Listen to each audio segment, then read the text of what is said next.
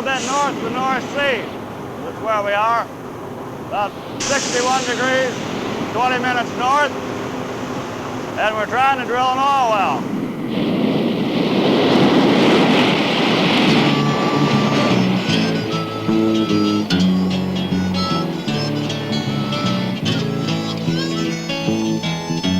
The first time on an oil rig, I was lonely, I was cold. 100 men, a lot of machines, like they were looking for gold. Worked that hole for 80 straight days till the stuff came up like a flood. I don't know when, I don't know how, but a little drop got in my blood. I live out here like a pioneer, away from the easy places. I got no friends but the oil rig and these familiar faces. No women, no wine, working all the time, but it's satisfying to me. And if there's oil beneath my feet, this is where I want to be. We parked this big monster here, and we set out 8 anchors, and we expect it to hold in waves that are 75 feet high, winds that are over 120 miles an hour. Weather we've never faced before, never had to think about facing before. Whether the ships go around. We're flying in the west of Iran, up near the Iraqi border, in support of the Mobil drilling operations here. When you're hauling loads, like we haul here, which run 50, 60 tons, you're running over roads that don't have any bottom at all. You have some real interesting things. You're even kind of scared to drive a passenger car over them, much less a heavy truck with maybe 30 or 40 tons loaded on it. I'd much rather be down in the valley myself, but it seems like most of our locations are right on top of a darn mountain. In all kinds of weather, it's too cold, too hot, or too wet. I'm tired at times and hungry too, but I ain't never quit yet. I miss my family and my hometown, and I go there now and then. Pretty soon I get restless, I can't wait to get back again. We're roughly 300 miles from the North Pole. We're 100 or so miles from Point Barrow, to the east of Point Barrow. It is the last frontier, I guess, of the United States, an awful cold one. I work 12 hours, I'm off 12 hours, I hear the sound even when I'm sleeping. The bit keeps turning, going down and down, like a giant heart keeps on beating. When you drill for days and you finally hit oil, that's what it's all about. Most times we don't find nothing, so we gotta move further out. People think you can just go out here and drill an oil well anywhere, but you got about more than half of them dry holes.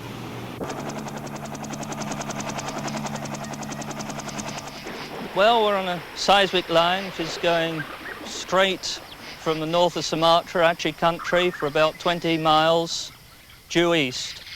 And the first people that come along have to cut a line with a compass. They get a compass bearing and just go straight ahead with their parangs, knives, and cut through the jungle. We've got to go in a straight line because we're doing sort of echo sounding. We make big explosions and listen for the echoes. Okay, send him tone.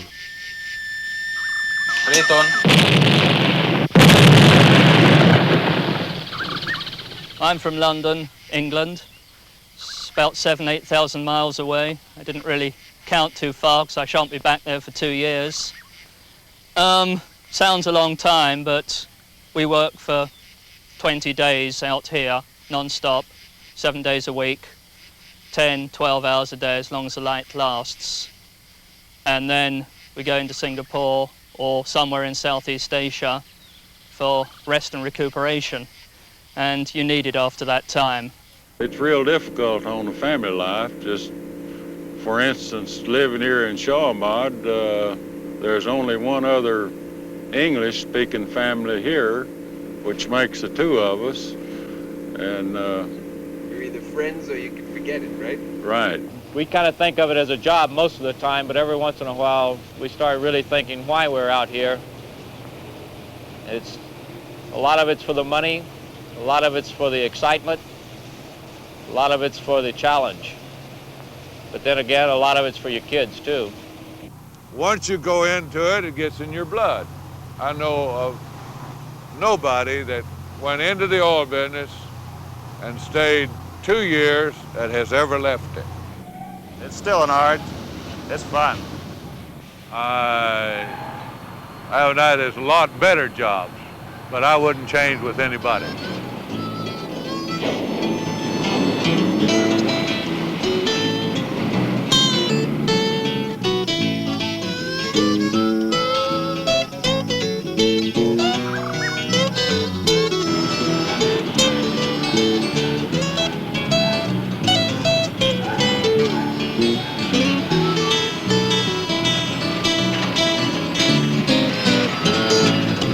Live out here like a pioneer, away from the easy places.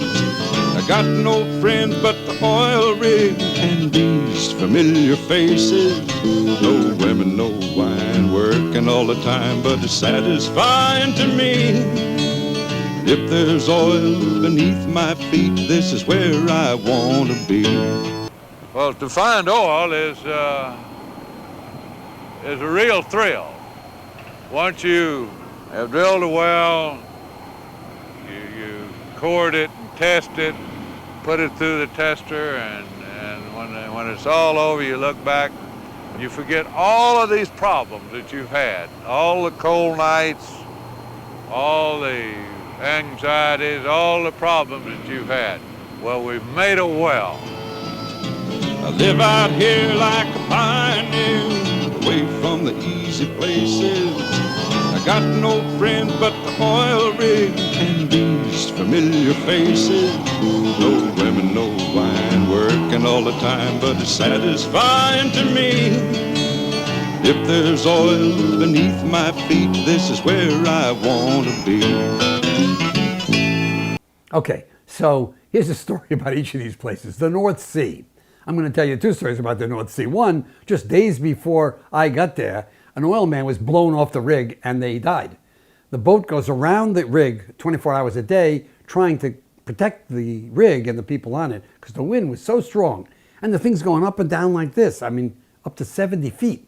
It was very hard to shoot and it was really scary. And this guy blows off. So I'm very nervous. I hadn't been places like this, guaranteed. I'd never been places like North Norway and then flying off a helicopter. And I'm in a helicopter with my 4 guys with me, my crew, and I don't know, 30 boxes of equipment that we took.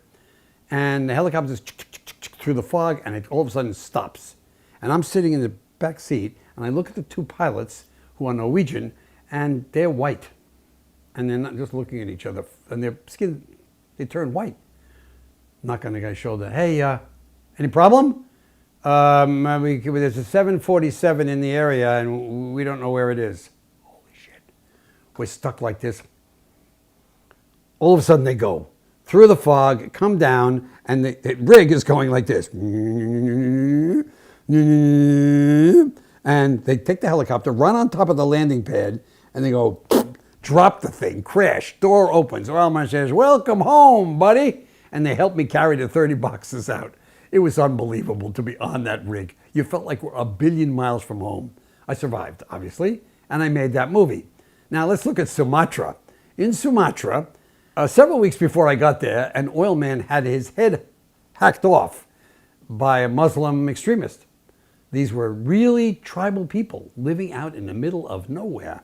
And I was, again, scared shitless. The helicopter flew along the river and it just dropped into the river. And when I got out, there was like 5,000 Achenese, Banda Aceh, that's the city, on the shore just looking. So one guy comes over with a spear and he attaches himself to my partner and he looks very threatening and we can't talk to him and he can't talk to us. And the oil guys keep saying, go away, go away. And he doesn't go away. And so I think, what am I going to do here? I want to survive. So I said, hey, Sandwich, can you buy us a sandwich? And somebody translates, yes. So we give him some money, and off he goes. So he's gone. We could shoot this scene where, by the way, I walked in the river. You see a scene of us walking through the river, and my feet skin peeled for a year when I got home from whatever was in that river, but it didn't kill me. But that was plenty scary. He comes back about 3.5 hours later, and he's got a sandwich, 2 pieces of bread, and a fish, the whole fish with the eyes and the head, sort of cooked in the sandwich. And he's looking like this. He's happy. He did us a really good turn, and I really appreciated it. And I ate the sandwich. It was not easy to eat that sandwich, but you know what? That guy was it was his nation, and he was being nice to me. We did make that film. I got the runs. I got bitten a whole hell of a lot of times by mosquitoes. There were tigers in the area.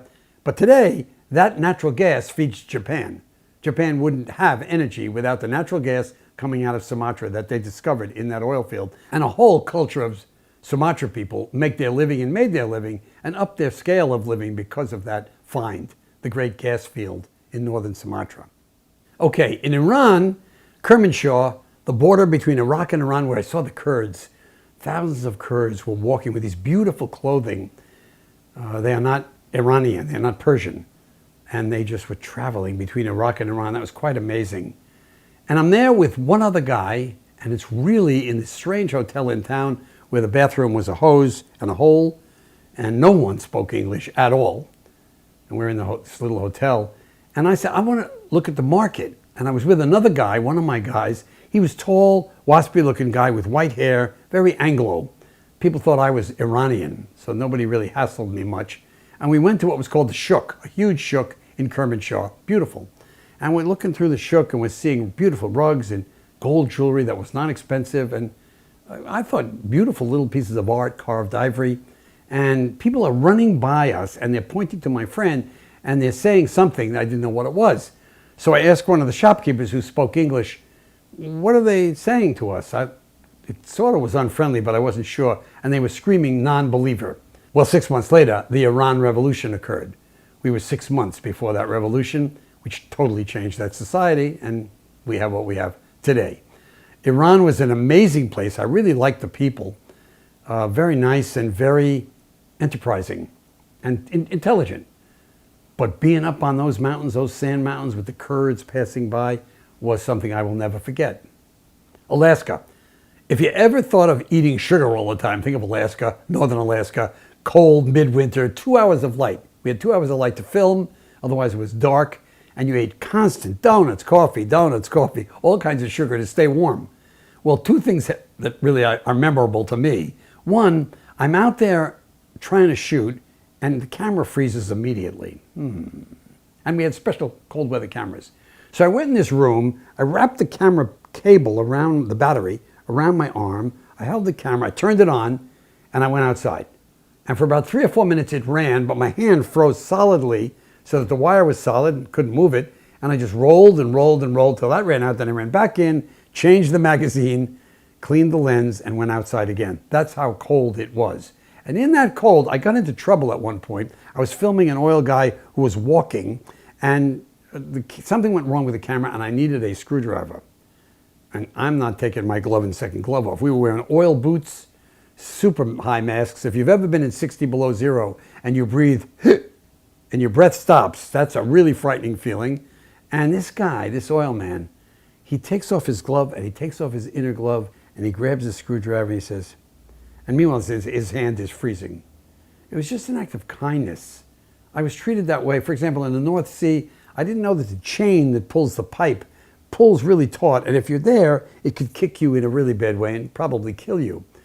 And I was in the way of the chain shooting, just excited to be with these oil guys, and the thrill of drilling, which is just incredibly exciting when you're exploratory drilling like that, little rigs. And a guy kicks me across the room. And I turn around like that, not knowing why he kicked me, and he says, points to the chain, because you couldn't talk, too much noise. And I went, he saved my life. That happened to me several times on these shoots. So I'd like to tell you what I got out of this, but I first want to tell you what America got out of this. First of all, America got fuel-efficient cars. That's where fuel efficiency started. Second of all, America got shale, which is currently supplies most of our oil. Shale oil and the investigation of shale oil began at that time. We also got, of course, smaller cars. You may not like that, but that's what happened because we were so worried after the oil crisis. Could this happen to us again? And then, of course, there's alternative energy. That's really what provoked the whole effort towards solar and wind and everything else. People said, we got to have another way. It wasn't really the environmental movement that propelled this. It was the oil crisis of 1973 and 74. Now myself, well, I learned how to travel. I really learned how to travel. I was very afraid of travel. I was the kind of guy who didn't go places that were hard because it was scary. And I grew up on Long Island and had never been anywhere. And this taught me that you could survive, that there were friendly people everywhere. And it also taught me that oil people are wonderful folk. I loved the oil industry. If I was a different kind of guy, I would have been an oilman. So exciting when they hit, when they found oil. That thrill was just beautiful. If you're in trouble in a third world country, don't go to the United States Embassy first. Don't go to the lawyer first. Go to the oil company. They know everything. They know how to get in and out. They know what's needed. They know who to trust. So I would always call on an oil guy in the middle of nowhere if I was stuck and in trouble. Hope you enjoyed me and this. Let me know if you did. Become a subscriber. And please support me on Patreon. Do I like asking for money? No, I do not like asking for money. I'd like to be rich, but I'm not. I make a living this way, or part of my living, and I'd like to make it my living to make YouTube videos for folks like you who hopefully enjoy me and you enjoy the movies that I made and me showing them, giving you perspective. In any case, thank you for watching.